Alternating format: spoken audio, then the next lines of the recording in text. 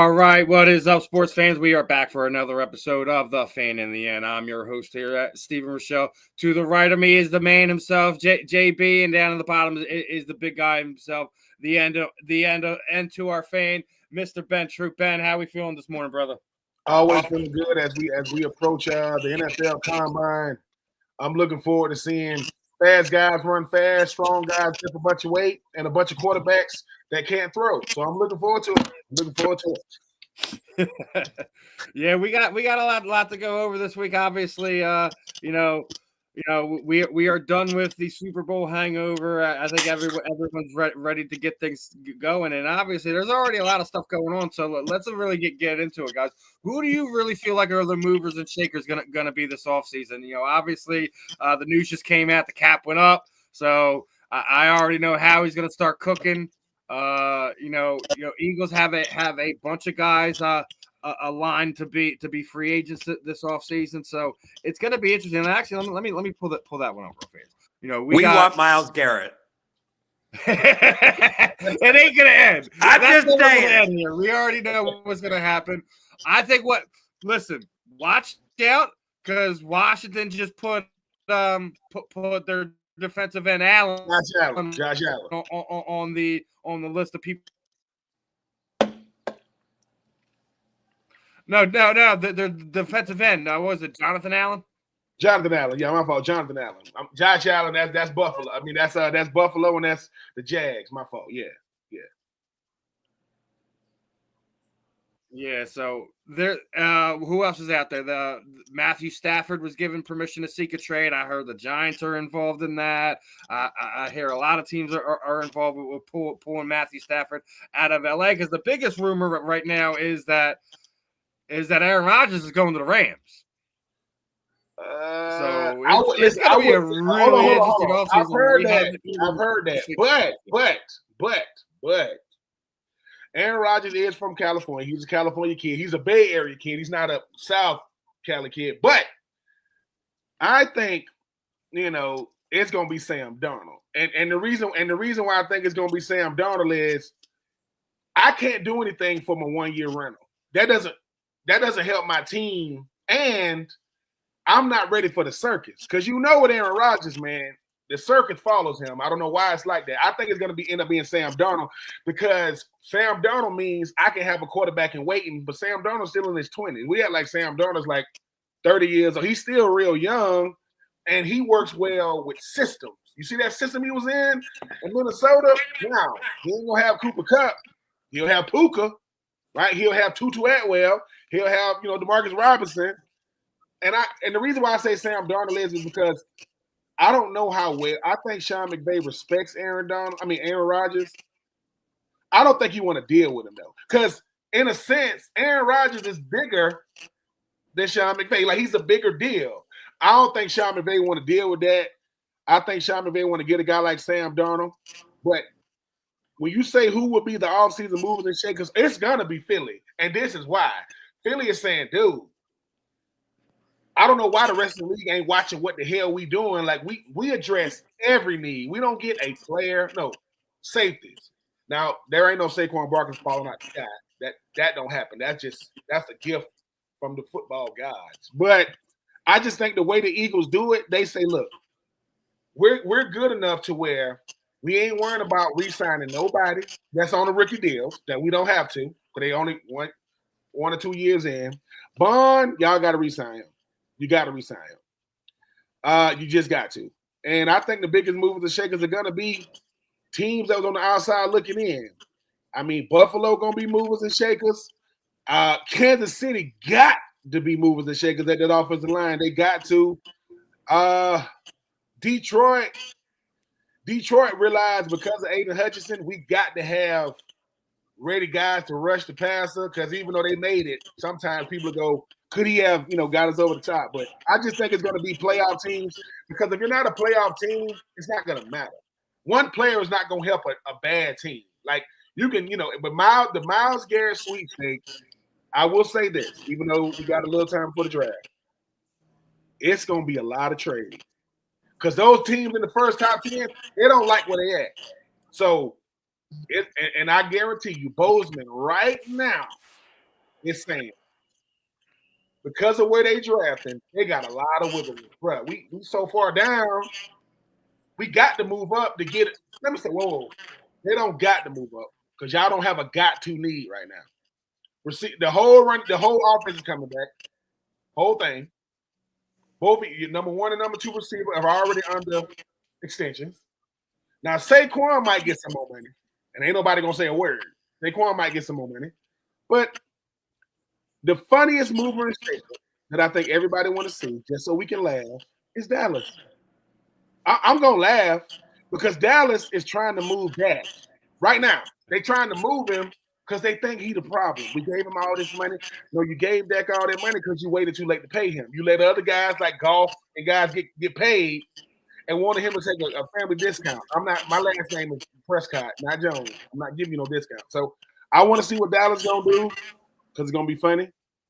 I want to see what Philly's gonna do because I think y'all are the standard both as a football team and as a freaking franchise by how y'all do it.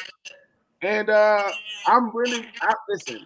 I would be very, very intrigued to see what 4 quarterbacks end up. Sam Darnold, Matthew Stafford, Justin Fields, Russell Wilson. Because I don't think Russell Wilson coming back. I think Russell Wilson gonna go to the Raiders. And I think Justin Fields, he might have a market out there, man. You know, we'll see, but I think he's gonna have a market. Because you know why? Because Jalen Hurts, and I'm gonna keep saying this, has reshaped the quarterback market. Because with all this sexiness and fan appeal and in the NFL's favorite, Josh Allen, ain't none of them done what Jalen's done. None of them. Not winning the Super Bowl. So Jalen Hurts has reached, because right now, Jalen Hurts makes $50 million a year when the going rate for a starter is 60. It's going to be 60, 65. So, hey man, I'm because if you, like I say, and yes, I'm a Falcons fan. Who cares? Yes, I play for the Titans. Who cares? You know, I want to see what the good teams gonna do because the good teams make sure bad teams stay bad teams. That's why, like, why can't we win? Because they keep getting better. Every time we add a piece, they'll add 4. So watch out for them Eagles, man. I don't know what the hell Bozeman got in this potion he got known as the Philly. I don't know. But Ben, did you catch the show Spark a couple days ago? They had one of the guests, Winslow, printed out all these apology letters to everybody on the show and made them all sign it because they all hated on Jalen. Listen, they can hate. Look, let me tell you something. Jalen Hurts, to me, once again, you got to be built different to play for Philly. You just do. Everybody can't play in Philly. People think, oh man, it's easy. Philadelphia Eagle fans are rough. The Philadelphia Eagle media is rough. The city is rough. And if you ain't built a certain way, you're gonna get ate up. Ain't no hiding. Ain't no, is that so-and-so? No, that's him. That's him. So look, Jalen Hurts to me is why regular season awards don't matter. Yep. NFL honors, and I would love to host the NFL honors if y'all want to let me host it. I'll take the money and I'll come host it. But you know what I'll do? I'll go. If you're at the NFL honors, that means you're not in the Super Bowl. True. That's what that means. That means your team is not in the Super Bowl. Where's Jalen Hurts? Where's Saquon? Where's AJ? Where's Jalen Carter? Resting up. Yeah. They're at home watching this on TV, saying, "Oh man, I think that's cute that Josh Allen won the MVP, right? That's cute." But here's the thing: I'm gonna keep saying this. I don't believe you, Cam. I do not believe that you wouldn't trade an MVP for a Super Bowl. I don't believe you. You know why? Because Boomer Esiason won an MVP, and I love Boomer. Is Boomer an NFL great? No. Tim Fouts, who was a Hall of Famer, won an MVP. You don't think he had Kellen Winslow Sr. and all them players out there with the Chargers. You don't think he would trade it? Hell, in a heartbeat. So when people say, I wouldn't trade it, that would be like saying, I wouldn't trade Saquon Barkley for nobody. Hell, But if you're a Giants fan or a Giants owner or a Giants GM, you do things like, you know what's going to make our team better? Is if we let Saquon walk. And these people get paid to do these jobs. So, no. Sorry. The movers whose office, whose front office is in the biggest, I think Cleveland. I think their front office is the number one front office under attack. I think that team's going to just dismantle top to bottom, and poor Cleveland fans ain't going to have anything to cheer for come football season. Where's Cleveland, man? Look, when your quarterback ended up being Jameis Winston, that's how life has gotten. Jameis Winston was in the Super Bowl, and they asked him to rate his top 5 quarterbacks, and he said Patrick Mahomes, he said Lamar, Patrick Mahomes, Joe Burrow, who was number 4? He was at Josh Allen, and this is the most crazy thing. He said, I would say me, I would have stopped the interview. What the hell? What you gonna say to you? He said, but I'm gonna go with Jalen Hurts. Jameis. Top 5 quarterbacks in the league, and you gonna put yourself in there. And I get it as a player, former player, you got to see yourself a certain way. But at a certain point, reality got to punch you in the face. Top Jameis. Your name is James, not James. It's Jameis.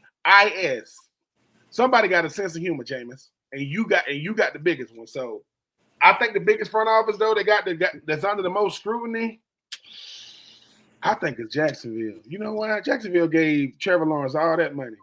We don't even talk about Trevor Lawrence. Trevor Lawrence's new head coach lied to his current employer to go away for 72 hours or 48 hours. He won't even answer the phone because he want to be the head coach of Jacksonville. And I don't see it with Trevor Lawrence. When he wore orange and purple, he was the truth. When he put on that Jacksonville, whatever color that is, that boy about as regular as rice with no gravy on it. Just regular. And look, I like Trevor Lawrence, but Trevor Lawrence ain't even the best quarterback in his division. Obviously, he's not going to be the best quarterback in the division when, that youngin' up there in Houston. But where would you rank him, though? I mean, if you had to rank the top 4 quarterbacks in the AFC South, right? Where would you rank him? Is he better than Anthony Richardson? You think he is. Anybody's better than Will Levis and Mason Rudolph. So he's not going to be number 4. But he ain't number 2 either. So I think it's Jacksonville because you in a division that you should find a way to win. You ain't even competitive. And you got Trayvon Walker, Josh Allen on defense. You got Trevor Lawrence on. You got Travis Etienne on offense, Evan Ingram at tight end, Christian Kirk. They got a squad. And they can't win. Because they got Trevor Lawrence. If your quarterback, listen, you went from a quarterback named Blake Bortles to a quarterback named Nick Foles to a quarterback named you went from Blake to Nick. Don't forget about Tim Tebow. To Gardner Minshew. Now you got Trevor. Ben, don't be forgetting about Tim Tebow now. Tim Tebow got an opportunity to go to to go play tight end for the Jags because his best friend / head coach was Urban Meyer, the worst coach in NFL history. I'm gonna yell it to the it's Urban Meyer. It ain't even. You didn't laugh. No. Listen, you didn't have front row seats for Chip Kelly. Stop playing with Chip Kelly was the worst. But you know the thing about Chip Kelly, right? Chip Kelly had an ego problem. His ego was so big. But then here comes Urban Meyer. Mr.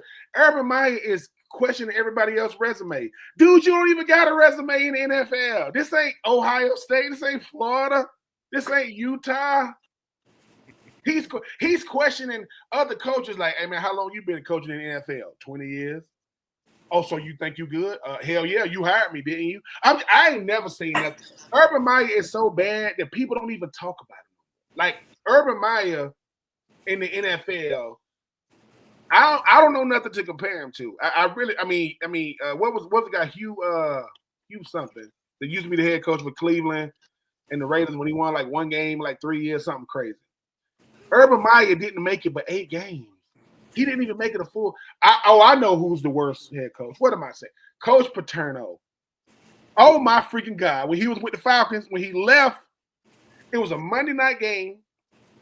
He is the head coach of the Falcons. Do you know the next day he became the head coach of Arkansas? He coached in the game.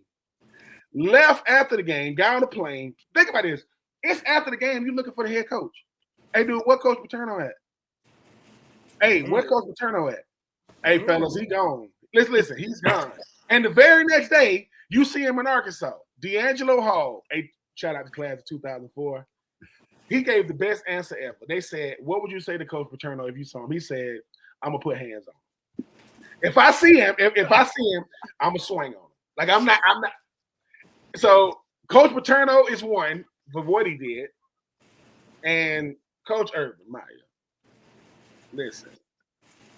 Coach Urban Meyer better be lucky he got the resume he got in college. Because you didn't make it 8 games, man.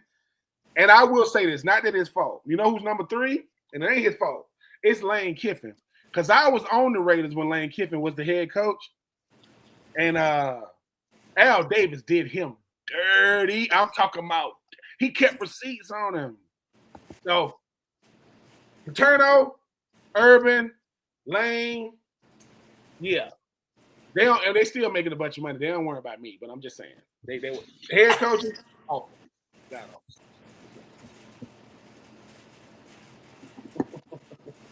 So I want to change gears here real fast for you fellas. Let's get on to this next subject. I want to get your guys' thoughts on this, right? So obviously we've seen all the big changes the NHL did to the All-Star game. We just seen the NBA All-Star game. Obviously, the NHL got it right. You know, the Four Nations games did absolutely deliver. Obviously, the USA versus Canada was the belle of the ball, so to speak. You know, you had 3 fights in 9 seconds into the game. You can't script that stuff. And then afterwards, you know, obviously, you know, you're hearing the criticisms on you know, all your major sport network talk shows, and they brought on PK Subban, and he basically absolutely tore into the NBA players and the culture over there in the NBA. Obviously, Kevin Garnett responds and things of that nature. I don't think PK was too far off, regardless of what the NBA players do say, and you know, we do it for pride, we do it for legacy, we do it for that. I don't see it. I don't see it on a regular basis. So that's going to turn me to the NFL. The NFL is just as bad. You know, Major League Baseball is not too far behind. The Pro Bowl is absolutely irrelevant. Let's put Ben in a different situation. You're one of the people in charge of making the Pro Bowl relevant again. What would you do to try to save the Pro Bowl at this point in time? I would make every Pro Bowler select one of his teammates at his position to go and play for him. And the reason why I say that is the Pro Bowl has always been something that you want to see the best in the NFL playing against each other. But they don't want to do it because everybody is so afraid about branding and getting hurt. I don't know why these extra games, everybody's going to get hurt. So this is what you do. If I'm a quarterback and I know I don't want to play, I select my backup to go in my place, right? Because at least they're going to play, right? Yep. And people going, well, Ben, don't nobody want to see that? No, don't nobody want to see this. I don't want to see NFL players play dodgeball. I don't want to see NFL players play flag football. That's not what we're here for. Jahmyr Gibbs shouldn't be returning a pick 90 yards. No. If you don't want to play in it, select the player that will. Yeah. Because, and listen, still go down there and have the fan experience and all these different things, but go out there because, look, it's a game. And most players that play on special teams here's the thing. You really want to see some good football? Okay. There are these guys called practice squad guys, right? Let them go. Yep. I bet you they'll knock the hell out of each other. I bet you they will. Because it's a mockery. It's bad enough you got the NBA All-Star game to where the final score going to be 220 to 219. It's just crazy. It's one game. So for me, I don't want to use the word, I don't know if I would fix it, but I would say this is my remedy. For every player selected, you get to select a teammate at your position to go on your place. Because in doing that, and people say, why is that important? Because when people say, who are these guys? Oh, the guys we selected didn't want to do it. So we're going to select guys that do want to do it. That way, if Philly got 10 guys, now that's the kicker. If I make the Super Bowl and I can't go, I get to pick whatever player I want from my position anywhere on any team. So if I'm Philly or Kansas City, I get to pick whoever I want, because it's like NFL Europe, man. When they had it, you had some really, really good players over there. So you got a comment here. I see it. It is flag football. It is. But listen. I got one for you guys. Okay. So listen. Everyone, it's at the end of the season. Guys are hurt. Guys are banged up. Things of that nature. I get that aspect of it. I really do. What I would do, don't make it at the end of the season. Don't make it at the end of the season. Turn the Hall of Fame game, that's a meaningless preseason game where guys are just getting warmed up and getting ready for the season anyways, make that the Pro Bowl. At the Hall of Fame induction, where it means something, where you're going to have, players from past, present, etc., all involved in this event. Don't have it at the end of the season. Have it at the beginning of the following season. There's no way you're not going to get fans to go to it. There's no way you're not going to get players past and present to go to it. I think it's a win-win for everybody, and it's when these guys are gearing up to get ready for the season, as it is anyways. I think that's definitely something that could potentially work. It's just the thing about the NFL that I'll never ever understand is we get so fixated on the players that everybody knows. Everybody knows Patrick Mahomes. Everybody knows, everybody knows Saquon Barkley. Everybody knows, Josh Allen and Lamar Jackson. They're not the only players in the league. They're the best players, or they're the best and the most notable. But you know how much greater the Pro Bowl will be when we got jokers that they finna hit each other. We got cornerbacks that can cover, receivers that can get open, running backs that can run in between the tackles. Because whatever. I don't want to see it's more skill challenges with the NFL. I'm like, dude, what is this? You got drones dropping footballs from the sky and guys catching them. Regardless, the players aren't going to play hard no matter what time of the season is because they don't want to get hurt. That's not true, Anthony. If you put them backups in there, they're going to play. And this is why they're going to play. Do you know what it would be like to say you were the reason why the Pro Bowl came back? Hey, y'all, yeah, man, we were the guys that really got guys playing again. So I think that backups would do it. Because let me say this, a backup in the NFL is still a pro. He's just a backup. He's better than most football players on the planet. It's just that he's a backup to Saquon. He's a backup to Patrick Mahomes. He's a backup to Jalen, right? So for me, Jalen gets in, Joey Bosa gets in, whoever gets in. If they, and now here's the kicker now. If you get voted in, you could go, but you got to play. But if you don't want to play, the first year, 2025, make it so that you put backups in. Because are we really going to care whose name's on the back of the jersey? Nope, we want to see football. Because if you turn on, you be like, dude, what is this? This the Pro Bowl. Like the best players, yeah, but they got on hats and sunglasses and suntan lotion and kikiing. Some of them ain't even got on. Some of them out there wearing Crocs. They ain't got on. What do we? It has become, I don't know, man. It's become too Hollywood for me. So just put in the backups and watch what happens. I think the backups will do much better. Now, Ben, I was lucky to see a Pro Bowl live. So in 2010, I believe, the Pro Bowl was in Miami. And I got to see my boy Matt Schaub, Mr. Pick Six, come in there and play at Dolphin Stadium. And they actually, in 2010, they still played. I mean, I think that was the first year that they left Hawaii and went to Miami. I will say this. You know what? Now, you see what we're doing right now? The problem with the NFL, like the Pro Bowl, these higher ups think they know what's best for the game. They don't. I when people thought I wanted to coach, which I didn't back in 2016, I was with the NFL with this coaching stuff. I got to go to the Pro Bowl. That's the first time I met like Travis Kelce, a bunch of these guys, right? And you could tell it was like it's like the players on vacation. Like they take their families. Orlando is nice, obviously, nice weather. But here's the thing. Most of these players that I'm talking about, most of these players that I'm talking about are backup players. They're not people that you would know who they are, just walk around in their cities that they play in. Now you would know them based off their size. Like if it's a guy, 6'8", 350, I hope he do something. Do what the hell you do.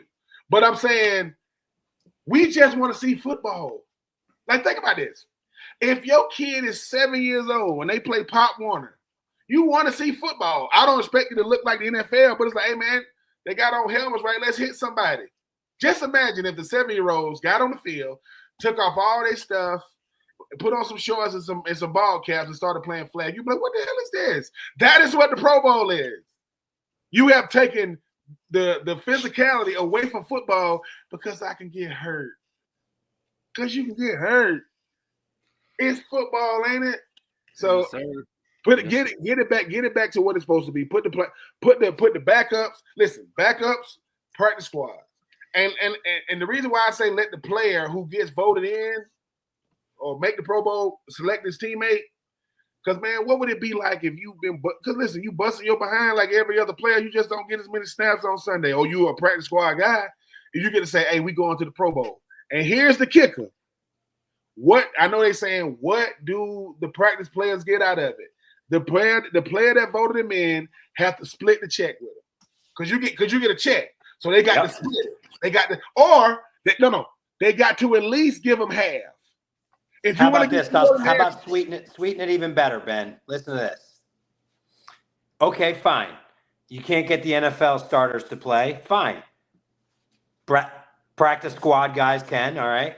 Then you set up a thing where the MVP of the Pro Bowl gets a contract for the major league team. I mean, listen.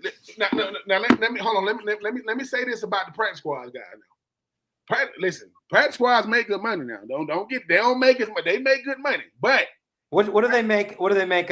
I'm guessing right now, a practice squad guy, they probably $10,000 a game, easy. Hold on. They making good money. They ain't making starter money. Let's see, practice squad. Hold on, practice squad. What's the annual salary for a practice squad fullback? Let's see, annual salary. I think it's probably in a couple $100K range. Let's see, because league minimum is $225, right? Oh shoot! In 2025, oh man, I know this ain't right. It says in 2025, the annual salary for NFL practice squad players with three or more seasons or experience is projected to range from $17,500 to $22,000 per week. What? But they got to be vested. But what I'm saying, they got to be what? Sign me up, coach. Also, let's see. NFL practice. I'll get banged up for that. Let me show you how different things are. And in 2024 is 12. So basically, 2024 they made $12,500. This is what they make if they're not vested. And so basically, they made $12,500. In 2025, it'll be $13,000. It goes up like $750 every. By 2030, the practice squad players will be making $16,750. Because so is that for 4 days a week? That's for 3 days a week. Oh, Jesus. Because on Mondays. So regular work week you play on Sunday. This is excluding Thursday night football. You play on Sunday. Monday, you just come in and watch the tape. You might get a lift in, right? Tuesday is your off day. So Tuesday is off day for everybody in the league. Wednesday, you put in your game plan. That's like first down, second down. Thursday, you do second and long, third and long. And on Friday, you just do short yardage goal line. And on Friday, and walk through with shorts on. Well, that's Friday. Well, that's Saturdays. Okay. Friday. What's good about Friday is Wednesday and Thursday after practice, you got meetings after practice. Friday, you just go out, you practice and you're done. You don't meet. They try to give you the rest. So yeah, so you're basically making $13,000 for 3 days of work. Yeah, that ain't too shabby. What's up, Jake? Jake, like, hello. So I'm just saying, whoa. I was I get man. Listen, what I'm saying is the greatest gift a player can do for his teammate is a Pro Bowl to where you say, hey man, congratulations. Because think about this. They get a jersey. Because let me tell you something about these people that people don't get. Do you think the fans really care who at the Pro Bowl? Do you think the fans really care who at the Pro Bowl signing autographs? You know how I know? When I was in the NFL, I was not a big name. I was not a big time player. I don't care what no one says. I got to go to the Super Bowl when the Colts played Chicago in Miami, and I'm doing Super Bowl appearances. This is when I realized people just love football. I had to do an autograph signing. The autograph signing was supposed to be for an hour. The line. When I'm looking at this, listen, Wiley JB, Wiley and freaking Steve. When I get to the freaking line, it's this line I'm walking by, and I'm like, who the hell they here to see? This line was ridiculous. I get inside, this is my line. I'm like, what the hell? So I'm signing. They was like, you can only get one thing. You don't get one thing. 2 things stood out. No, 3 things stood out. One, you got the ladies with the, They're well endowed. Yeah. Right? They want you to sign them. And they serious. They serious. They serious. And I'm like, but here's the thing about the women that want you to sign a body part. It's not them more than their husband. The husband's sitting there with the camera like, man, sign it. I'm like, what the? You want me to sign it? Like, yeah. And it's one of those people like, I ain't going nowhere till you sign it. You want me to sign it? So, you sign it. But it gets crazier than that. There's a person coming through the line. They got a brand new baby. This baby probably fresh out the hospital. Ben. So I said, oh, you get the baby. You think you want to take a picture with? They want you to kiss the baby, and they're not playing. I'm like, I'm not gonna kiss your baby, man. And they're like this, Ben, please, just give him a little peck. Like, what the, sir? Like, I know what my lips have been. You don't. You want me to kiss your baby? Like, yeah. So I go. Listen. The guy that's helping me, like the NFL guy, he like, Ben, just do it, man, so they can move on. I was all right, cool. Ben, what's the strangest body part you have ever signed? The boobs. That's been the craziest one. That's and I've done it at games and listen.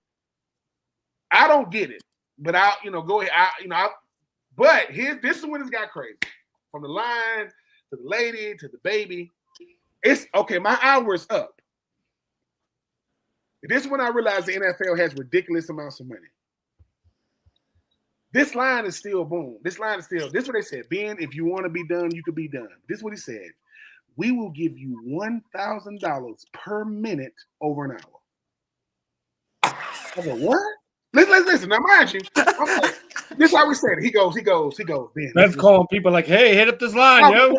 But let me tell you what the NFL is that people don't get. It is perception. Because in their mind, I mean, we got Ben Troop here. He got a name tag. I'm walking through. He said we will give you $1,000 per minute it goes over. Right? I said, cool. I want to say it was for an hour and a half. I end up doing a 2.5 hour. They gave me listen to me. They gave me that much. They gave me an extra $60,000. And mind you, I'll take it. Obviously. But I say that to say, I can only when I'm down there with a bunch of my former teammates from college. A lot of them are not in the league. So what we did was we said we're gonna come down to Florida. Mind you, when I'm doing my thing, I don't even know what they're doing. So I got to go over here to, it wasn't Hard Rock back then, but I got to go over here to, do this Super Bowl stuff. They said, cool. I walk back in the hotel room. They're like, dude, what is you smiling? Dude, what you smiling about? I said, listen, I'm buying everybody's. No, I got your room. I got yeah. I got y'all stuff, whatever. Because you always got to understand, man. If I grow up and I go to the NFL and I play for Kansas City, all people gonna ask me my whole life is about Patrick Mahomes. Tell me about it. Right? Everybody's not gonna be a star or a superstar. So if I made it to the Pro Bowl, no. What the hell am I saying? I'm not making it to the Pro Bowl. If somebody on my team made it to the Pro Bowl and they let me go in their place, dude, like just imagine that. Steve, and JB, we all on the same squad. Hey, y'all gonna have to flip a coin because I don't know which one to pick. What you mean? I'm trying to let y'all go to the. I'm telling y'all, man, it's the NFL is wild. But I made so much money at the Super Bowl just doing events. When I got these checks, right, I'm like, what the hell? Because I had forgot about them. I get these checks. And I go, is this what incentives feel like? Like getting your incentives? So just imagine if just Saquon Barkley made like $2.5 million or something in incentives. That's me. He hit, because first team All-Pro, led the league in rushing, won the Super Bowl, hit them all. Bro, how much did Disney pay Jalen Hurts to show up at the parade? I don't even want to know. Next to Disney. I don't even.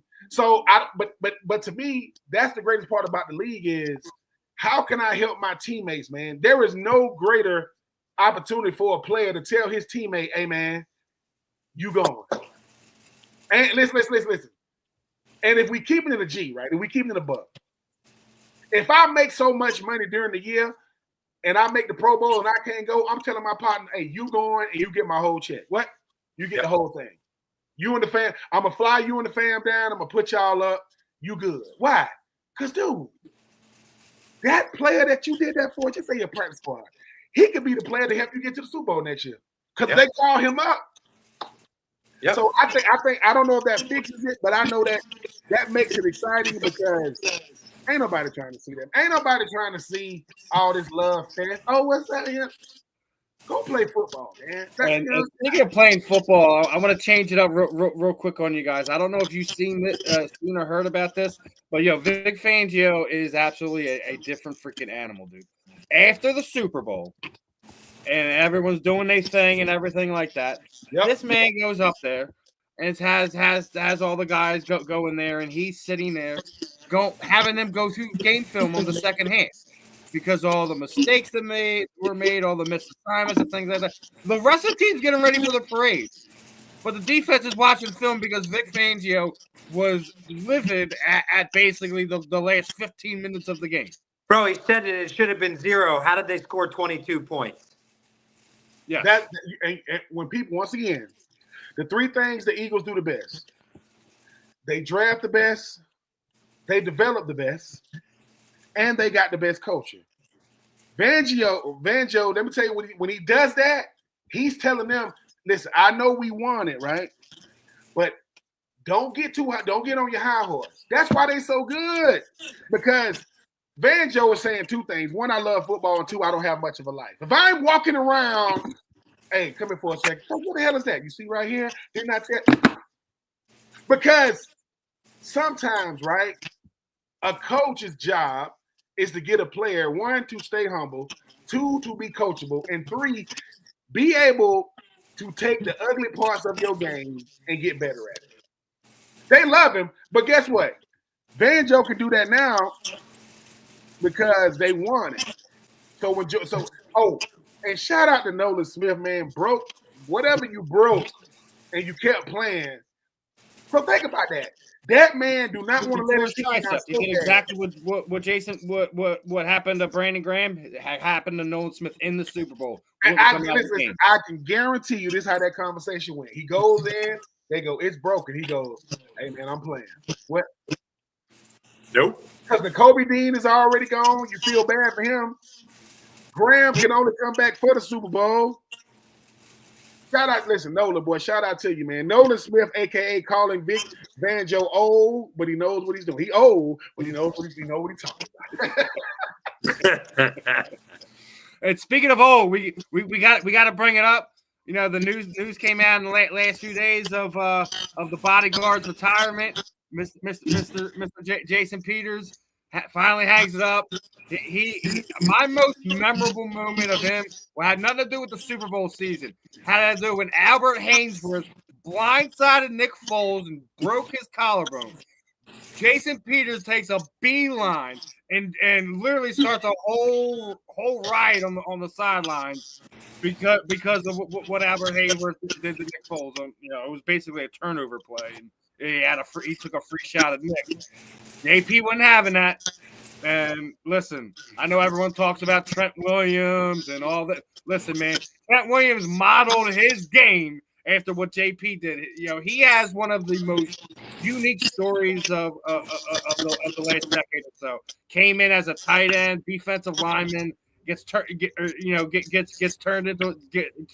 basically one of the best left tackles we've seen in the last years. Look, Jason Peters. Let me tell you something. Jason Peters went to Arkansas. I went to Florida.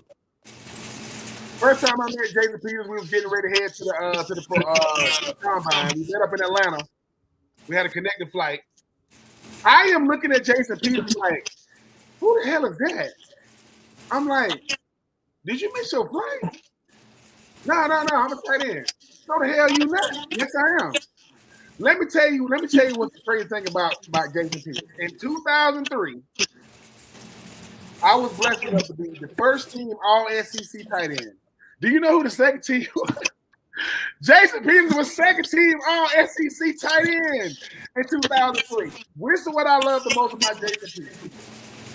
He went undrafted in 2004, went to Buffalo, started balling, became what he became, went to Philly, and became a staple. Jason Peters, to me, is about as athletic of a player that you can get. And people want to talk about these players now. Jason Peters he's an original, man. I'm happy he get to walk away at Super Bowl champ. I think he was hurt that year. You guys won it with me. Yeah, he got hurt middle of the year. So yeah, but listen, Hall of Famer. Jason Peters is Hall of Famer. If Jason Peters want to scrap it up right now, who gonna say something? Not me. Jason Peters at the combine was doing everything. This is what you heard at the combine. You heard 6'4", 250, 6'5", 260, 6'5", 320. What the hell? Right? Here's the thing, though. Went out there and was running routes and was silky smooth, right? Silky smooth running routes. We play Arkansas at Arkansas. One of my best friends in the world, Titus Peoples, Swainsboro, Georgia. Titus was born July the 3rd, 1982. I was born September 1st, 1982. Right? This boy got to go to Swainsboro. At one point, 4 guys from Swainsboro was all in the SEC. Myself, Titus, a dude named Shannon Wiley who lived right beside Titus, went to South Carolina, Charles Silas, across the street. Titus played on the same team as Jason Peters. We were beating them really, really bad. They started coming back. Johnny Lamar, a 5'9", 5'10", 190-pound cornerback, got a touchdown pass caught on him by Jason Peters. I'm like, what the? That's what he said. He goes, dude, he athletic. He comes out, runs like an out route, catches the ball, sticks the ball up in the air. I'm like, dude, what the hell going on? And when Jason got to the league and to see what he became, he is why you love 2 guys that went undrafted in 2004 to let y'all know we don't know what the hell we doing in scouting. Jason Peters went undrafted, and Wes Welker went undrafted in 2004. That type of talent goes undrafted. You see what they became. So, hey, man, congratulations on your retirement, big boy. I'm happy that he did it his way. That boy grew up, I think he's from Texas. He was from Arkansas. He used to live in a trailer. You know what I'm saying? So now he owns all trailers. He can buy them all. So shout out to Jason. Listen, Bozeman, let Jason sign a one-day contract. Let him sign with the Eagles one day and give him his one day. When people say, why is that important? Because most players don't get to sign a one-day contract with their team because you didn't mean that much to your team. Jason Peters needs to go back to Philly. Nothing against Buffalo. Sign that one day and give him his day. And then, guys, he gets to be a new coach at the Seahawks. Hey man, congrats to that man, man. Listen, congrats to people like Jason Peters, who you come into the league not knowing what you're gonna do, you move to tackle, and that's it. I mean, that's it. And for people, to say, hey man, what type of player was Jason Peters? I said, dude, left tackle, he one of the best of them, man. I mean, Trent, what's his name? Trent Williams. Trent Williams. People going, I ain't never seen a play like that. Huh? Ask Trent about Jason Peters. I bet you go, oh yeah. That guy right there was. Jason Peters didn't like nobody. Jason Peters was looking for a fight. And I played with Albert Haynesworth with the Titans. Albert, you can't win that. You don't want that. That boy from now Albert is from South Carolina, and Jason is from Arkansas, but you don't want that. There ain't no tumbleweeds and cowboys going on in Arkansas, man. That's the home of ain't the home of Bill Clinton, Little Rock? Stop playing, man. I would have paid to see that fight. You know what the saddest thing though was? Did you see this one, Wally? Our listeners here's what was sad though. It made me sad seeing Jason wear a Cowboys jersey. Yeah, I'm about to say that. Bro, that shit hurt my feelings. Yeah, all money ain't good money, Wiley. He should have. Yeah, that hurt my soul too. I'm not gonna lie. But you know what also hurt my soul? The nonsense that I just seen come across the news today, that the Packers are trying to have were the team that brought upon the league rules committee to have the our Philly shove, brotherly shove, the tush push, however you want to refer to Jalen Hurts' money play.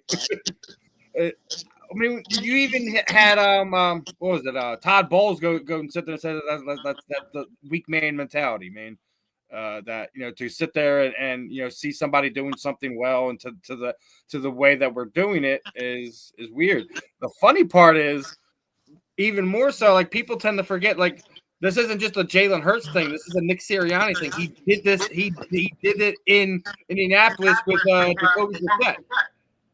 So, like, it's not something we're doing. It's just we perfected it because how good that offensive line is. And when you have a guy like Jalen Hurts who we've talked about it 1,000 times, he can bench 600 pounds. I get that, but like, you have something different up front with the offensive line and Jalen Hurts' it factor being able to push the pile because he's not your typical frail quarterback. And so Ohio what do you think about this, Ben? Number one, I think it's the weak. I think it's the fact that certain things even make national news. People say, "Hey, man, we gotta do better as people, man." Like Packers. No, this is what it's really saying. Jordan Love isn't good enough to do this. He can't do it because it makes my current quarterback look weak. It makes my current team look soft, and it makes us look like it makes us look like. Y'all crybabies, man. Get out of here with that. Look, it's the Karen move of the day. It is. It is. We're gonna have to add it to the show. Y'all, and listen. No, it ain't the Karens because y'all are Kents. This is the It's Chad. Move. No, it's Karen's husband, Chad. Yeah, this is the Chad. I thought it was Kyle. This is equivalent to where's the manager? What? I want to talk to the manager. Why? I don't appreciate this. I want to talk to the manager. And here's the thing. And they do this. They go, so basically, a Packers fan was in Philly and they was getting bad service. And they said, I want to talk to the manager. So the person in front of them went like this. They went, hold on. Yes, may I help you? What? Because I'm the manager. Me. What do you want? In Ohio, listen, an Ohio politician tried to bring into law that you cannot plant your rivals' flag on their field. Basically, with Michigan have beat them the last 3 years, and they plant the flag, in Ohio. So a politician went to Congress or whatever, say, hey, I want to enact this bill. What is this? They can't plant the flag. I would go to jail so fast.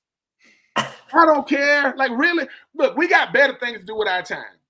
The competition committee, let me tell y'all right now, because they meet every year. Y'all better not ban it. Why are we banning stuff that is effective? Did we ban the Wildcat? Nope. The Wildcat was started by Ronnie Brown down there in Miami, and then he went to New England, and they shut it down. No more Wildcat. You want to shut it down? Stop it. Because guess what? Other teams, let me tell you what the Eagles are really saying. Can't nobody do it like us either. Other teams want to do this. Other teams want to do this. Josh Allen can't do it in Buffalo, right? Lamar Jackson ain't doing it in Baltimore, right? Dak Prescott ain't allowed to do it in Dallas, right? So didn't they make Zeke do it a few years ago or something like that? Man, listen, the brotherly shove, they need to call it to shut the hell up. Because that's what you're going to do. You're going to shut the hell up. No one cares. Packers, do me a favor. Win some games. Here you go. Here it is. Because now with the Eagles is win. If you play the Eagles, stop it. Because remember in the Super Bowl, what did I say? I said they're going to get a tush push. The whole world know. They shouldn't call this a tush push. They shouldn't even call this brotherly shove. They should call it automatic. Because that's what it is. It's automatic. It almost is. I mean, it's in like the 92 percentile. It's listen, crazy we are with when I played for the Tampa Bay Buccaneers, when I was there with John Gruden trying to learn the West Coast offense, we would have this thing. He would go. They would say, New York, New York. They'll say New York, New York, hurricane, New York, New York, tropical storm, tropical storm. What does that mean, people? A tropical storm, right? That's a natural disaster. New York is on the right side of America. I mean, we running a double crack sweep.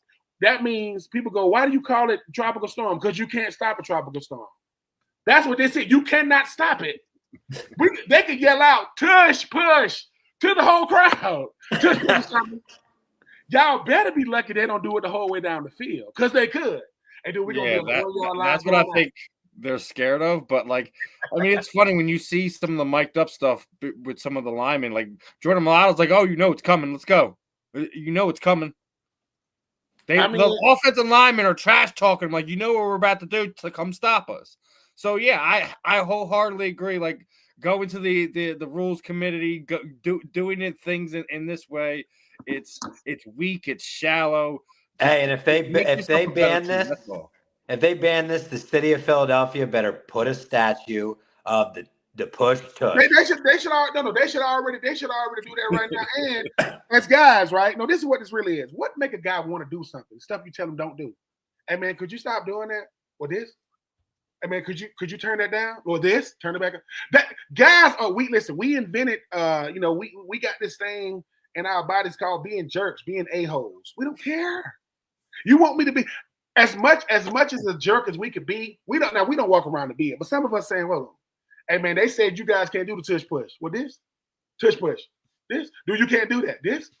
Well, stop me then. Here it is. Well, make me do it. Well, make me stop. Make me stop doing the Packers. Or that goes for every 31 other teams. Pick any one of them. Pick any defensive line. Pick any defense. Pick any defensive coordinator. Jalen comes out there and goes, looking at the defense like this. Ain't nothing you can do. Matter of fact, bring the whole team out here. Put them all right here. And stack the box. So it could be 11 versus 53. Bring the coaches. Bring the trainers. Bring the equipment men. Hey, nothing says success more than having people hate on it. I love it. I just wish the Falcons would have done it. And then you bring me right into my next one with the hate stuff and things of that nature, because we had some fake news running around about our Eagles this week, as there was some stuff going on that the Eagles had turned down the presidential offer to the White House, which hadn't happened yet. Well, here we have local Philly media members sitting there saying, "Oh, well, this is from the UK Sun." Well, excuse me, did I miss something? When did the UK Sun become a leading member in all the dealings with the United States American Football League team? Did I miss something? When did the Sun become the champion of pro football here in the United States? Do you want to know? You want to know why? You want to know why social media is the most polarizing way to get news?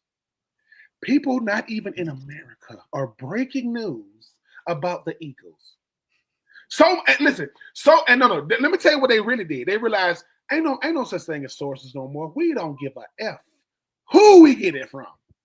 Listen, it could be the preschool, daily says President reached out to the Eagles. No, that's why we got to be. But let me tell you what we did for them. The news is fake, but it's great for them. Oh, they love it. Oh man, everybody thought it was all the true. clicks. Clickbait. Bo's been sitting there going, when did we get an invite from the president? What? But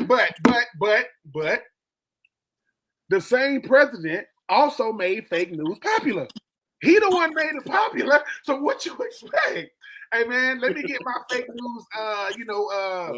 Let me get. But no, I thought it was crazy, and to show you how much social media dictates real news, all the news outlets, whether sports or regular news, we're talking about it. So hey man, I don't. Not just that. Not the news. Like there was fans like some fans were really upset, and I'm not supporting this team anymore, and that no one from the Eagles had said anything.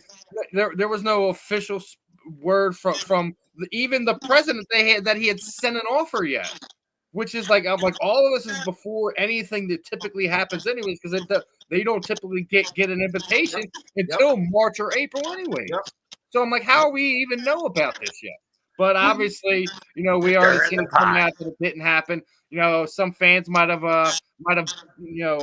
spouted off a little bit too much too fast, and I'm sure they're regretting their words now. Yeah. Now somebody's saying, here's another thing. To a fan say, quote, I'm not going to support this team anymore. Okay, so who are you going to support? Just say I'm not going to support them. Here go another rule. For those fans that saying because of a single act or somebody saying something, doing something, you don't support the team, here's a new rule started right here on the Fan in the End. If you say you're not going to support them, you got to support their rival. Yep. You don't want to support Cowboys fan. Now you got to go to the Cowboys or to the Giants or God, I don't even know what the Commander is. And we got to bring them on the show and introduce a new jersey. They get a new jersey.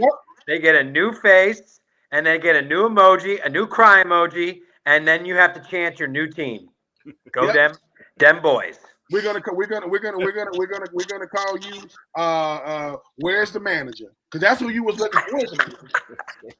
Where's the manager? Listen. Once again, the people that do sensationalized media, before you retweet it, go look at their timeline first. Like don't just UK. Most people don't even know who their daily news, who their local news outlets are. UK? Come on. They're 6 hours behind. How is that even news? Listen, most people, let me tell you something. Most people in America don't even know the difference between Eastern, Central, Mountain West, and freaking Pacific. Don't get in the UK time. Now you're really killing stuff. Don't do that. I mean, most people don't know that. Most people don't even know the capital of their state, let alone UK. Yeah, the UK. That's what. That's that Greenwich Mean Time. I'm trying to tell you, but even with that, just shows you how polarizing the Eagles are. They are polarizing, and hey man, they done put the rest of the league on notice. We've dethroned the dynasty. We've dethroned Mr. Mohawk himself. Maybe he'll cut that Mohawk. He probably won't. Patrick Mahomes probably won't cut it. But hey man, I want to listen. Where are the Jalen Hurts national commercials at? Where's that at? Because we need. Well, I know his hoodie comes out March 1st, I believe. That new Nike hoodie. The Love Hurts. Bro, that commercial. I shared that commercial. Have you seen that? Yeah. Listen, send it to me. I want number one. But here's the thing about the reverse. It's not that you don't want it. You don't want your lady going. Is that the new Jalen? Get the hell on. Get the hell out of here. Go. No, is that the new Jalen Hurts? Because here's the crazy part. You think you doing something, and she said, "Well, I already had mine. I was waiting for you to show me. I already had mine. What the? Mine was over here." Shout out to the homie. Shout out to him. Now the other thing I want to get on is with all the hype and everyone, there's been signings all over the place. I've seen Lane Johnson do his first public signing over 7 years or so. You got Jordan Mailata. Hell, even Howie Roseman did a signing right over here, just outside of Philadelphia. But this one's got me wondering, guys. All right, I'm sure we all seen Mr. Superfan Gilly, right? Mm-hmm. So apparently Gilly is going to be at the Philly Sports Card Show here in March, and he's doing a signing. Huh? Are we that popular now? Yes. Yeah. And let me tell you what Gilly is also doing. Gilly is making it so that, because Gilly has been identified as the #1 Philly fan because of, now obviously he has a lot of help with him and, Wallow and, $1 million worth of game. It ain't like he ain't like Gilly the kid is a nobody. We know who Gilly is. But if you are the #1 fan of these other teams, now they're going to be doing autograph signing pretty soon. We're going to have, fan, we already got like all kind of like fan duels and different stuff. But shout out to Gilly, man. I think that Gilly the kid represents the heart and soul of Philly. Like he's Philly up and down. I mean, he out there doing Too Short Son, Blow the Whistle. He's on his he's I don't even know what the little dance he does. The little dance he does. He got on the big noggin hats and bro. You know what it reminds me of? His dance reminds me of Pee Wee Herman with them fucking knees. Listen, listen, he does. I love the fact that Gilly. They say the people that know Gilly, they say his knowledge of sports, especially football and basketball, is like through the roof, like the stuff he knows. But I think too, sometimes, man, the fans get a true representation of this is who we are, man, regardless of color, gender, all that stuff. Gilly is like, look, man, I am Philly. Ain't no Don Staley is another one. She reps Philly. Probably got on a Philadelphia Eagles jersey right now, but for Gilly to get the love, because Philly, I mean, they let Gilly run out with the team, and Gilly said, Gilly said, I be forgetting how, like he said, in my mind, I think I'm fast, but these dudes, they fast for real. So he go, I'm running. He said, I'm thinking I'm running, and I'm like, Gilly got, if you ever heard him talk, he got, yo, what's up? He got that real deep voice to be as little as he is. He said, I'm thinking I'm really moving. And I look back and I see like a SEAL player. Like, get out the way. I'm about to get, trampled out here. But shout out to Gilly. I'm happy for him. I hope that this creates opportunities for more fans to be able to, have their own signings. More stuff like this for not just in the Eagles. Like there's notable fans throughout all the fan bases that as soon as you see, like I know who that is. I may not know that person's name, but I know that that's the guy that's always at the Raiders game, or that's the guy that's always at the Chiefs game. Like I think stuff like this should create more opportunities for those fans that literally travel with the team and go everywhere. Bro, it's just like Howard Stern. He used to have the Whack Pack. He used to have all them signings where he'd bring all them Beetlejuice, Hank the Drunken Dwarf, all them crazy dudes he used to bring out on the road. Yeah, I mean, shout out to Gilly, man. I think sometimes coming up with creative ways to be able to generate interest or revenue or notoriety for yourself, as long as it's not illegal, man, and let that man live. It's gonna be a show. He gonna pull up in the little golf cart looking thing he got. You already know it's gonna be a blow. How many people gonna show up with their own whistles, blowing whistles at Gilly? But I'm happy for Gilly because, I knew Gilly a long time, man. Gilly used to be a rapper, man. He used to try to do his thing and it didn't really work out for him. So now he's a content creator, podcaster, and he do a good job, man. Gilly got he got one of the most unique voice. But yo, what's that? I don't even know how he got like a monotone. I don't know how he even talk like that, but shout out to him. So now if you thought you were the biggest Philadelphia Eagles fan, you're competing for number 2. Yeah, because I thought Kevin Hart was. I think Gilly's competing with Philly Sport. Kevin Hart. Well, there would have been one fan, and he's not here with us anymore. Kobe. Oh yeah. Well, I was gonna say too. since Gilly is kind of like Gilly like a little celebrity now. I want to know what other celebrities gonna come out. Like, do some of the players come out? To highlight them. Hey, Mike Trout, you might as well come out, baby. Come through. Bradley Cooper, Will Smith, Kevin Hart, all these cats. Miles Teller. Was it Anne Hathaway now? Anne Hathaway is a Philadelphia. They won't. If Anne Hathaway shows up, even Gilly gonna get up. Like, wait a minute. And Taylor Swift is a closet.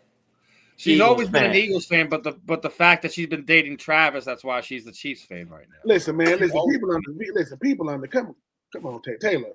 You need some good publicity. Come on out. They're probably gonna boo you, and then Gilly gonna say, "Stop booing her." They'll stop booing her, and then maybe Jason Kelsey will come out there, man, show some love. To the autograph fans doing autograph signings. That's when America is trending in the right direction. I will take it. Yeah. And trending is something I want to get on next because this next one is it's a doozy. I don't know if you've seen this, but our good friend at NFL Network, Mr. Steve Smith, is in a little bit of trouble. So apparently he was getting involved with someone's wife. I'm just pulling up the kind of general reference of the post here, but the guy got a hold of his number, called Steve, and literally the only thing Steve could say over it looked like a minute and a half conversation was "I'm sorry," as the guy was just like kind of going in on him. Yeah, that was rough, man. I did see the audio, and number one, people go, "Well, Ben, how do you know this is real?" Okay, how many people got Steve Smith's number? Exactly. Most people don't have his number, right? Yeah. But the thing about it is right, that's a lot of devastation. And I get it. Everybody say, well, why is old boy calling Steve and not talking to his lady? Well, he was talking to his lady. That's how he found out. He's like, give me your phone. He going, this is who? Steve Smith. What Steve Smith? Steve Smith on the Panthers and the Ravens. The receiver? Yeah. Because here's the thing, right? Let me tell you what's not being talked about. Let me say this. I do not condone what Steve Smith Sr. did. I think sometimes you use your celebrity and you use your, notoriety and fame to get stuff. I'm not a fan of that. This is what let me tell you what the dude did that ain't nobody giving him credit for. He called Steve Smith. He ain't finna run up on him. Oh, I'm not going to confront him because then it might get real bad. So Steve Smith, let me say this, man. Steve Smith said, I'm sorry. Like, I'm sorry. Like, what the hell? Like, because here's another thing. This is what old boy's really saying. The guy who called him, out of all the women, why you got to mess with me? Yeah, it's like, why you got to come on? Because, like I said, man, I don't know how that relationship gonna end up. I'm not a relationship expert. I'm not giving no relationship advice, but that was messed up, man. And let me tell you something. For people saying, hey, man, she got to choose who she wanted to. That's a married woman, man. And the last time I checked, I think Steve Smith married. I think it's like, it's messy, but this is what it really says, fellas. Man, just get you somebody who's single, man. Especially if you're a celebrity. Don't do that. Come on, man. I know I ain't with that. Yeah, but again, my next point is like we see this a lot in pro sports, and you were just sitting there saying it right before, and is that sometimes people get that notoriety and they don't use it the way it needs to be used. And not to say this is a regular occurrence that happens in pro sports, regardless we're talking about NFL, NHL, baseball, whatever. But like there has to be an unspoken rule at some point in time. If there's a ring on somebody's finger, you got to either wait till it's off of it or something. Because when you're at this level, you could only imagine how it's going to affect him doing what he needs to do moving forward. Absolutely, man. Listen, the ego and the flesh of a man is very, very dangerous when character, involved. You got to be and mind you, let's we don't know the whole thing. We don't know if Shorty was telling Steve Smith she wasn't. We don't know. So but Steve Smith only picked up the phone because old boy called from his lady's number. He ain't calling Steve from a block number. He like, hello, Steve Smith, man. Yeah. It's like, I think sometimes, certain things take wisdom of getting older, fellas. And it's like, I'm not going to say that when I was in my younger days, I was so-called famous that I wasn't delusional. And I say that to say certain guys really, really think it's them. Oh, Shorty really like me. She knows you play for the so-and-so. No, she don't. Mm-hmm. The Bro. DJ just shouted you out. Shout out to the Eagles or the Titans, the Bucks, whatever. So you Ben, what I don't understand, and this just goes back to the time that we, of the ages, right? These guys know about these women, right? Is there not a course that these young NFL guys have to go through? I mean, they do a financial, right? They ain't gonna listen. Why aren't they got some lady like that sex therapist, Dr. Ruth? God bless her. Shout out to Dr. Ruth. Okay, and that's a good question. I'm gonna tell you Shout out why. to Dr. Ruth. Now here's the thing. It starts in college, right? Listen, you go to a guy's high school. He's a pretty good player, football, basketball, whatever he does. His girlfriend's pretty. He got a pretty girlfriend, right? It's fine. When he get to college, his girlfriend is beautiful, right? So now he already thinking, he already knows. I had coaches in college that would tell us stuff like this. They would start meetings off like this. Please stop thinking y'all handsome. I've seen some of y'all girlfriends. Please stop thinking you handsome. And this how they make you think. They'll go, what year are you? Oh, I'm a freshman. What is your girlfriend? She's a junior. So who you think she used to date? The other juniors on your team, right? Yep. They don't deal with her no more. But now you thinking, and you would think that it was fit in. But then you go pro. Now you making money. Now you on billboards. People got your jersey on. You go on places. And all of a sudden, you become something you've never been. Handsome. I'm not saying you an ugly person. I'm just saying now you're getting attention like a beautiful woman would. You're going to places that people smiling at you. You like, and you at first you're like, you smiling at me? What you smiling at me for? And you would think at a certain point these bubbles would be popped. And listen, let me tell you something, people. I am not calling nobody ugly, but I know unattractive when I see it. Some of these guys are not the most attractive people, and when you see their wives, it don't matter. You're like, what the? Well, no, this goes right back to how everyone was getting all over Shedeur Sanders about his girlfriend. Oh, she's doing this. She's manipulating you like this. Oh, you talking about Travis Hunter? Travis Hunter lady. Yeah.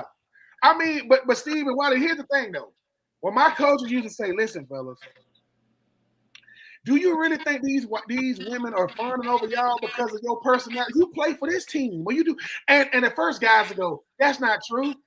And they'll say, okay. They'll say, I saw y'all girlfriends. So your girlfriend in college is your girlfriend from high school. That's how it starts. Yeah. Towards the end of your freshman year, sophomore year, you got a lady in college, and she is beautiful, right? And you start thinking that you handsome because she's beautiful. No. You play for Florida. You play for Georgia. You play for LSU. You play for Tennessee. And you always got that attached to you. So when y'all go places, hey, man, have a good game, man. Hey, man, love you guys. So she thinking, oh, he's a somebody. What happens when – have you noticed that the best players in the NFL all have one thing in common? They're married. And people go, why is that important? Because they are family men. Now, It doesn't mean that – they don't see attractive people, right? Steph Curry's wife said, I want the same attention from men that Steph gets from women. You're not Steph. Nope. You're Steph Curry's wife. Now, are you famous because you're Steph Curry's wife? Yes, but you can also chop them off. Ain't nobody said, oh, God. So I would just say with the Steve Smith situation, what's most disappointing is Steve Smith knew what he was doing. Yep. He just did. And you don't do that, man. Like, listen, the greatest respect I will ever give a man is when he is faithful to his lady. Because it's not like we ain't all got the same options, but we got options. Everybody's ain't the same, man. Like, because here's the difference in a man and a woman, real quick. If a man is with his lady and he sees a beautiful woman, he might try to sneak and look at her without getting caught. Let me tell you how crafty a woman is. If Steve or Wiley or me are with our lady and they see a handsome man, they'll say, hey, he kind of look like your friend. He's like, yeah. They will get us to look at the same man they're looking at. Like he do look like him, man. You look like my partner. And she's like, that is the craftiness of a woman. But Steve Smith, don't do that, man. And let me tell you something. It don't. If you are a celebrity, it don't take but one moment to make or break your entire existence. And you don't believe me? Tiger Woods is the greatest golfer of most people's eyes. When Tiger Woods did that stuff with his wife, it didn't ruin him, but it ruined him.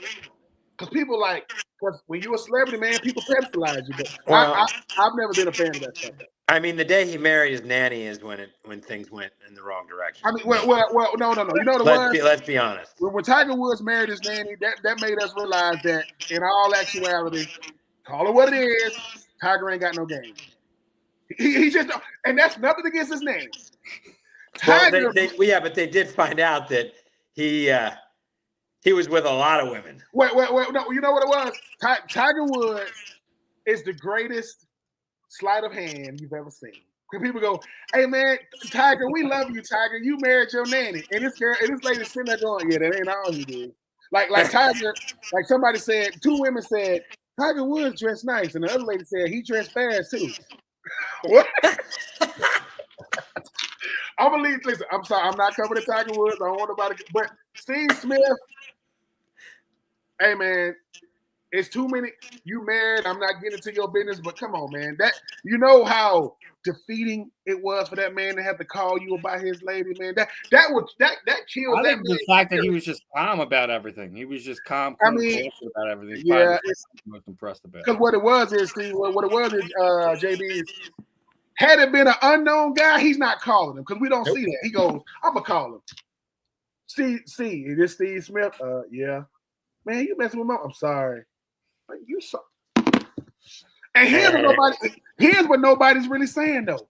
What if he's a Steve Smith fan? What if he's oh my God? What if he used to root? What if his lady only found out about Steve Smith? He said, "Yeah, this is my favorite player, man. This boy was one of the best receivers." And she like, "Really?" Yeah. And she howling, "Come on," because I don't know who you are, but you ain't out the hook either now. I ain't coming at nobody. Men will go crazy about their ladies. 3 things men don't play with: they time, they money. 4. They time, they money, they kids, and they freaking ladies. And you just violated a bunch of them, Steven. Come on, man. Sorry. Come on, Steven. Come on, Steve. Come on, Chad. Where's the manager? I'm gonna need to speak to the manager. That's gonna be our thing. I said, listen, if you are a fan that no longer want to root for your team, you have to root for your rival. You got to wear the jersey. You got to come on here. You are. Where's the manager? You are the Chad or the Karen. You're employee of the month. Okay, you have to speak with the manager, right? You listen. You are the person in the store making sure that I can see you going. That's so much. See, he's looking at me right now. And look, we will get a personalized jersey for you with Karen on the back or Chad on the back, no matter what. Karen or Chad, yes. And you have to listen. And you have to and the only way you can be let back in to root for your team is if people who know you say you got to do a Chad or a Karen rekindling ceremony saying, "All right, man, I apologize." And you got to send you got to have a mock funeral of yourself. You have to have a mock funeral for yourself. That person's dead. I'm no longer that person no more. Exactly. No longer that person. Oh, you know what it is? I got it. You got to have a intervention. You like, listen, man, I had a problem. And I acknowledge that I had a problem. And everybody claps. And then they say, listen, I too used to root for the Eagles. And I said something stupid like, I don't want to root for them anymore. And then I had to put on that blue Dallas cap.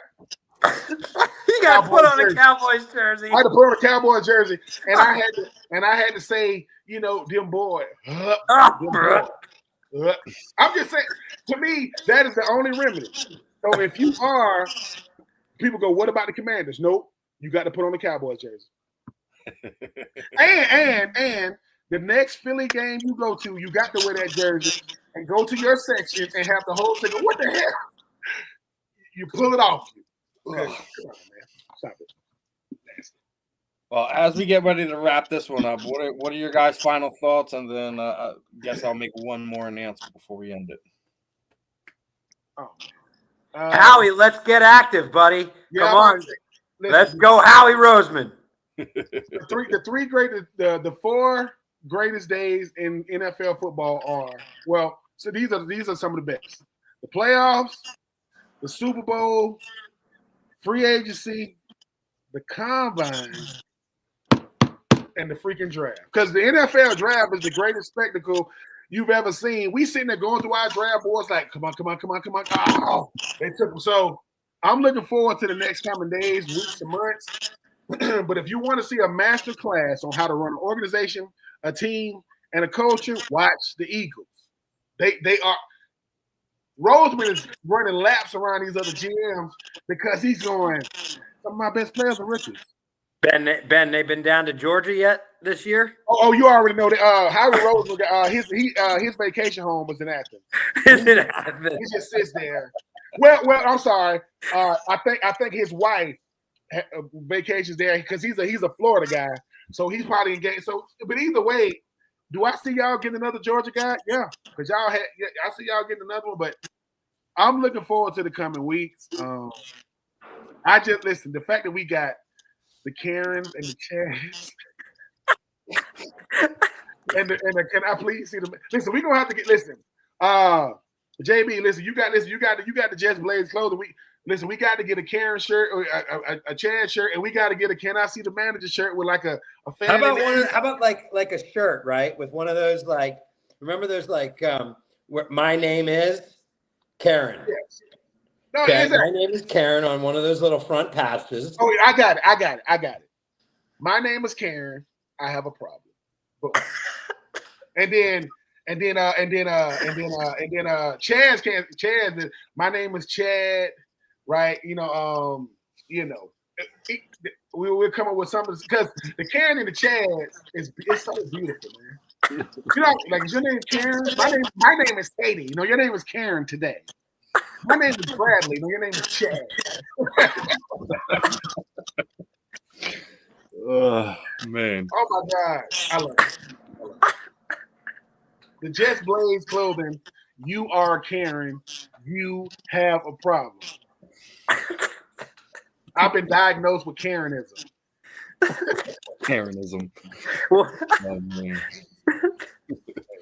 So, my last thoughts before we wrap this one up. Obviously, another good show. We're gonna try to continue to keep this going as long as we got some stuff to talk about between now the combine and the draft and everything.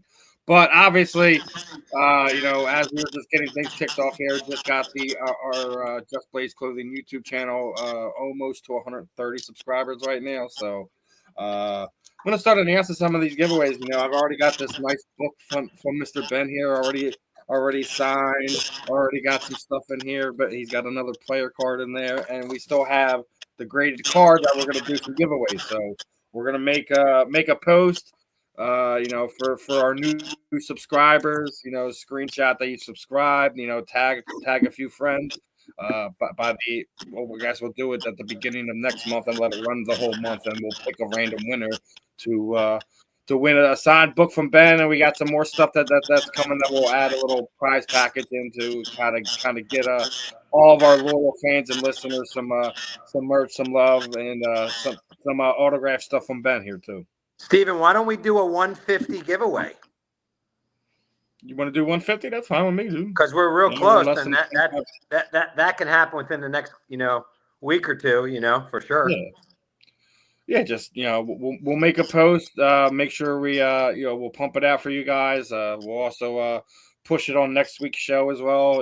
Regardless if we hit the 150 or not, and work on giving some of our loyal fans and listeners some cool swag, some stuff to read, and an autograph from Ben here. And obviously, like anyone who was paying attention last week, Ben's gonna send some more stuff out. Matter of fact, listen, when we get off, you guys help me. My wife is always trying to say, when are you gonna get rid of some of this stuff? I'm like, I'm sorry, this is my side. I mean, why are you even? I already told you I'm gonna put together a nice little package of stuff. The fact that I got a freaking book and I got a children's book. Some of my kids, man, golly, man, they always my kids got stuff of mine, and I'll go and you see, you go, this is mine, right? They're like, yes, okay. Okay. And yours, really? I thought you said I could have it. Oh yeah, so I'm gonna put together a nice little package or whatever. The goal. Oh, I know what it is. The goal is to get me, JB, Steve. We listen. Y'all bobblehead people out there. My head is big as hell already, but we want some bobbleheads, man. We gotta get a Funko of Ben here. Yeah, man. I want to. I mean, I like to have stuff to make it look like I'm somebody. Like people go, oh, like you invite somebody to your house. Like, oh man, you got bobbleheads. Oh yeah, man. I had a whole campaign, and somebody goes, "You paid for that." Shut up. Oh my god, ain't nobody talking to y'all. You paid for that. You paid for that. So what if I paid for it? I'm just saying, pardon the interruption. Will Bonnet when they got all them stuff up there. I used to like, I want a bobblehead. Yeah, you're right. You can reach out to them and have them make you one. And Tiki Barber and Tahiri, they got to show up there in New York. They got like these little Muppet babies. They got like little Muppets of them, right? It's nice. I was jealous when I was up and I saw it. I would want one. I would want one with like my little hat on, my little glasses. Hey man, listen. As y'all can see, I like free, nice stuff. I'll take it. It don't got to be. I want it to be nice though. Don't give me the stuff that fell off the truck. I want the stuff that's still in the packaging. But yeah, man. So he doesn't have to see the manager. The packaging, that's for sure. Oh yeah. Well, listen, we are getting the I want to see the manager shirt. We got I want to see the manager. Here it is. If Karen says I want to see the manager, Chad says, "Do you know who I am?" Because Chad, do you know who I am? I don't care who you are, Chad. Yeah. You haven't seen my Instagram? Have you listen? Have you seen my Instagram? Oh, here it is, Chad, aka how many followers do you have? Because I have. Man, here we go. All right, guys, we're gonna put a wrap on this one. Another fun one with JB with Ben. Obviously, we're gonna be back here next week. We're gonna be working on some more fun content for you guys. Hopefully, we'll get some more guests on here as we get closer to the draft. Get some draft experts in here. Maybe some guys that cover some of these colleges that we could potentially have people coming in for to anyone in the NFL just to kind of pick their brain. And other than that, another fun one this week. And we will see you guys on the flip side.